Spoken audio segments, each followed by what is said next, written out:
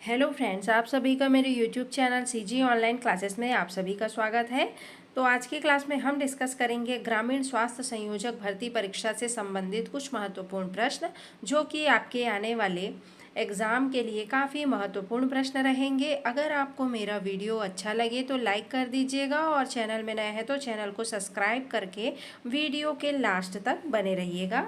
चलिए देखते हैं, देरी ना करते हुए आज का पहला क्वेश्चन है, श्वसन क्रिया में कौन सी स्थिति प्रश्वसन के लिए जिम्मेदार होती है।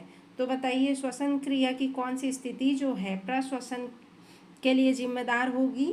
तो आपका उपयुक्त में से एक से अधिक जो स्थिति है वो प्रश्वसन के लिए जिम्मेदार होगी। तो आपका सही आंसर हो जाएगा ऑप्शन नंबर 4। ठीक है, चलिए अब इसका भी डिटेल्स देख लेते हैं। प्रश्वसन फेफड़ों में हवा खींचने की प्रक्रिया है। कौन सी प्रक्रिया है? हवा खींचने की। ठीक है, प्रश्वसन जो है फेफड़ों में हवा खींचने की प्रक्रिया है। इसमें वक्ष गुहा का विस्तार शामिल है, जो बाहरी वायुमंडल की तुलना में फेफड़ों के अंदर दबाव को क्या करता है? कम करता है, जिससे हवा अंदर आ सकती है। नोट करते हुए भी चलिएगा। चलिए नेक्स्ट क्वेश्चन, मानव शरीर में कपाल तंत्रिकाओं के कितने युग्म होते हैं। बताइए, मानव शरीर में कपाल तंत्रिकाओं के कितने युग्म होते हैं? 12, 10, 15 या 31? कितने युग्म होंगे बताइए मानव शरीर में कपाल तंत्रिकाओं के? तो आपके 12 युग्म होंगे। कितने युग्म होंगे? 12 युग्म होंगे। तो सही आंसर आपका हो जाएगा ऑप्शन नंबर ए। चलिए अब इसका भी डिटेल्स देख लेते हैं। कपाल तंत्रिकाओं के 12 युग्म होते हैं। कपाल तंत्रिकाएं सीधे मस्तिष्क से निकलती है। यह मस्तिष्क और शरीर के कुछ हिस्सों के बीच क्या करती है? सूचना प्रसारित। कौन करती है? कपाल तंत्रिकाएं। याद रहेगा कितने युग्म होते हैं? 12। चलिए नेक्स्ट, खाली स्थान वृषण के बंगल में कुंडलित नलिका है, जहाँ शुक्राणु परिपक्व होते हैं और थोड़े समय के लिए संग्रहित हो सकते हैं। पहला ऑप्शन है शुक्रवाहक, वृषणकोश, शुक्रजनक नलिका या अधिवृषण। क्या हो जाएगा सही आंसर आपका?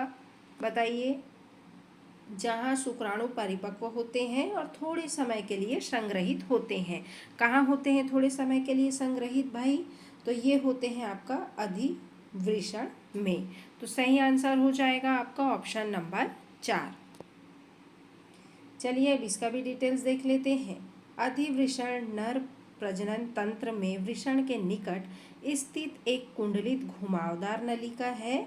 यह एक महत्वपूर्ण संरचना है, जहां शुक्राणु कोशिकाएं परिपक्व होती हैं और अंडे को निषेचित करने की क्षमता प्राप्त करती हैं। नोट करते हुए चलिएगा।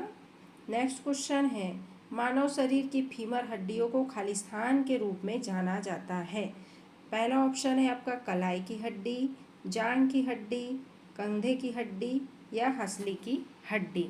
बताइए, फीमर की हड्डी को किस रूप से जाना जाता है मानव शरीर की? किस हड्डी से? जांघ की हड्डियों के रूप में जाना जाता है मानव शरीर की फीमर की हड्डियों को। तो आपका सही आंसर जो हो जाएगा ऑप्शन नंबर 2 हो जाएगा। चलिए देख लेते हैं, मानव शरीर की फीमर हड्डियों को जांघ की हड्डियां भी कहा जाता है। फीमर मानव जांघ के भीतर स्थित एकमात्र हड्डी है। यह मानव शरीर की सबसे लंबी और सबसे मजबूत हड्डी होती है। ठीक है, फीमर जो है मानव शरीर की सबसे लंबी और सबसे मजबूत हड्डी होती है। चलिए नेक्स्ट, इम्यूनोग्लोबुलिन, जिसे प्रतिरक्षी भी कहा जाता है, निम्नलिखित में से किसके द्वारा निर्मित होते हैं? मास्टर कोशिका, टी लिम्फोसाइट, प्लेटलेट्स या बी लिम्फोसाइट्स। बताइए, इम्यूनोग्लोबुलिन जिसे प्रतिरक्षी भी कहा जाता है, निम्नलिखित में से ये किसके द्वारा निर्मित होते हैं? किसके द्वारा निर्मित होते हैं? तो बी लिम्फोसाइट के द्वारा जो है लिम्फित होते हैं। आपका सही आंसर हो जाएगा ऑप्शन नंबर 4। चलिए देख लेते हैं। इम्यूनोग्लोबुलिन, जिन्हें प्रतिरक्षी भी कहा जाता है, प्रतिरक्षा तंत्र के रक्षा तंत्र के हिस्से के रूप में उत्पादित विशेष प्रोटीन होते हैं। ये प्रोटीन बैक्टीरिया, वायरस और अन्य रोगजनक जैसे बाहरी आक्रमणकारियों की पहचान और निष्क्रिय करने के लिए क्या होते हैं, आवश्यक होते हैं। इम्यूनोग्लोबुलिन का उत्पादन बी लिम्फोसाइट, बी कोशिका द्वारा किया जाता है, जो एक प्रकार की क्या होती है, श्वेत रक्त कोशिका। ठीक है, नोट करते हुए ही चलिएगा। चलिए नेक्स्ट क्वेश्चन देख लेते हैं। निम्नलिखित में से कौन मानव शरीर में एक ध्रुव रंग संधि है? जोड़ जहां हमारी गर्दन सिर से मिलती है, कोहनी का जोड़, कंधे का जोड़ या ऊपरी जबड़े और सिर के बाकी हिस्सों के बीच का जोड़।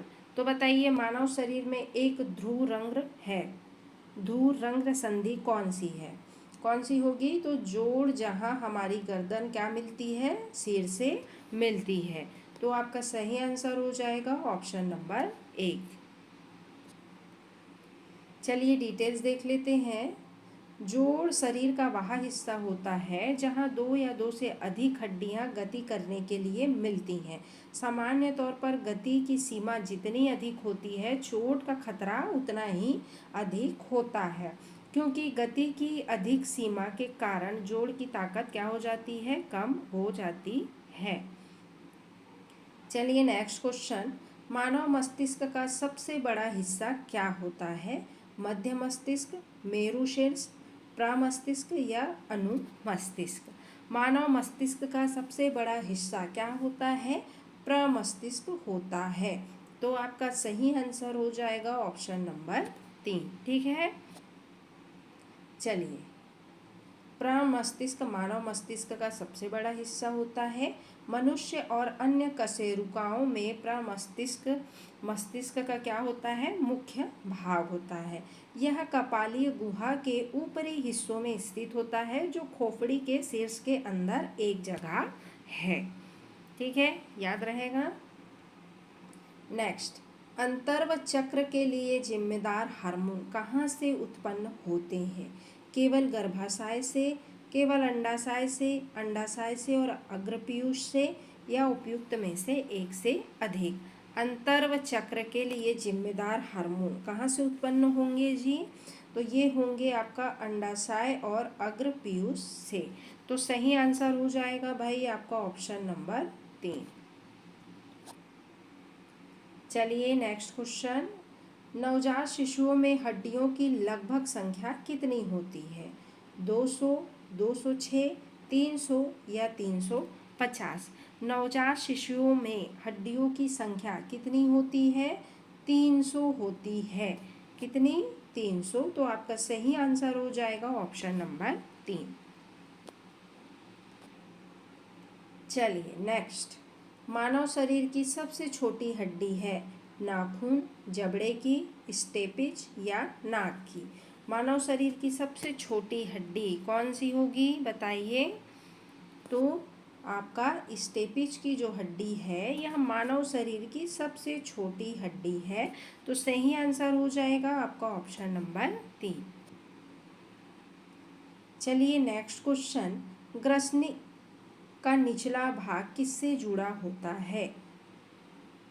गंकटिका हड्डी से, कंठ से, श्वसन नली से या इनमें से कोई भी नहीं? तो ग्रसनी नली का जो निचला भाग है वो कंठ से जुड़ा होता है।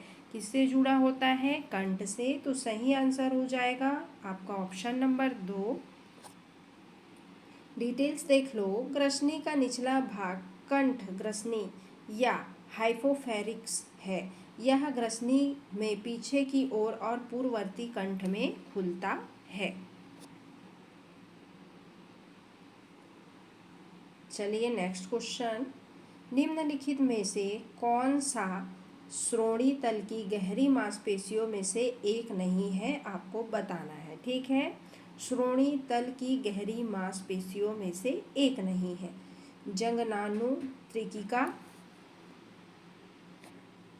बुल्बो कैनवर्स मांसपेशी अनुपस्थ, पेरिनियल मांसपेशियाँ। बताइए कौन सी नहीं है? केवल 2 और 3, केवल 2, केवल 1 और 2 या केवल 3? क्या हो जाएगा सही आंसर? तो आपका हो जाएगा केवल 2 और 3। ठीक है, तो सही आंसर हो जाएगा ऑप्शन नंबर 1। चलिए नेक्स्ट क्वेश्चन। कौन सी ग्रंथि अन्य अंतःस्रावी ग्रंथि के कामकाज को नियंत्रित करती है? थायराइड ग्रंथि, पिनियाल ग्रंथि, अधिवृक्क ग्रंथि या पीयूष ग्रंथि? बताइए कौन सी ग्रंथि है जो अन्य अंतःस्रावी ग्रंथियों के कामकाज को नियंत्रित करती है? कौन सी ग्रंथि? पीयूष ग्रंथि जो है अन्य अंतःस्रावी ग्रंथियों के कामकाज को नियंत्रित करती है। कौन सी ग्रंथि? पीयूष ग्रंथि।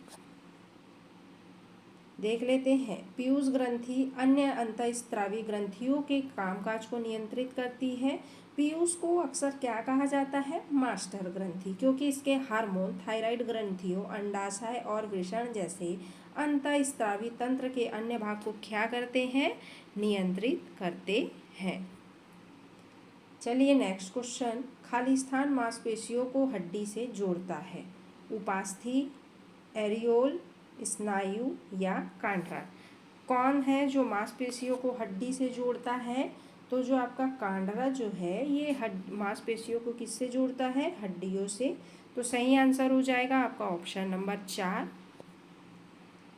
देखिए, कांड्रा एक रेशेदार संयोजी ऊतक है जो एक हड्डी को मांसपेशियों से जोड़ने के लिए उत्तरदायी है। Next question. मानव शरीर की सबसे लंबी हड्डी? स्टेपिस, फिबुला, टीबिया या फीमर? सबसे लंबी हड्डी कौन सी है मानव शरीर की? तो जो फीमर जो है ये अभी हम ऊपर में पढ़े हैं ना, फीमर जो है मानव शरीर की सबसे लंबी हड्डी है। ठीक है, तो सही आंसर हो जाएगा आपका ऑप्शन नंबर 4। चलिए नेक्स्ट क्वेश्चन। निम्नलिखित में से कौन सा हार्मोन शरीर में आयनिक संतुलन को नियंत्रित करता है?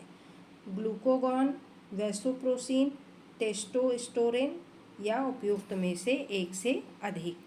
अब कौन सा हार्मोन है जो शरीर में आयनिक संतुलन को नियंत्रित करता है? कौन सा हार्मोन होगा? Vasopressin hormone. ठीक है, तो आपका सही आंसर हो जाएगा ऑप्शन नंबर 2।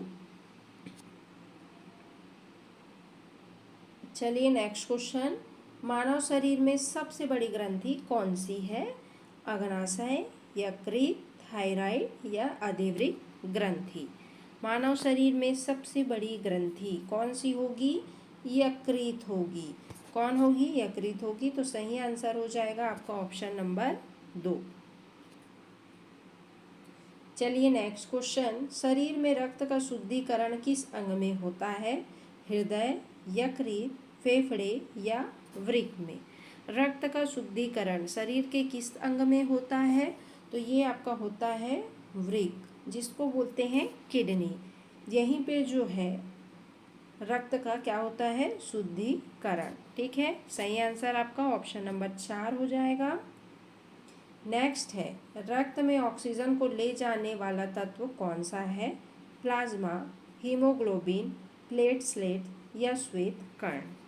रक्त में ऑक्सीजन ले जाने वाला तत्व कौन सा होगा? हीमोग्लोबिन होगा। तो आपका सही आंसर हो जाएगा ऑप्शन नंबर 2।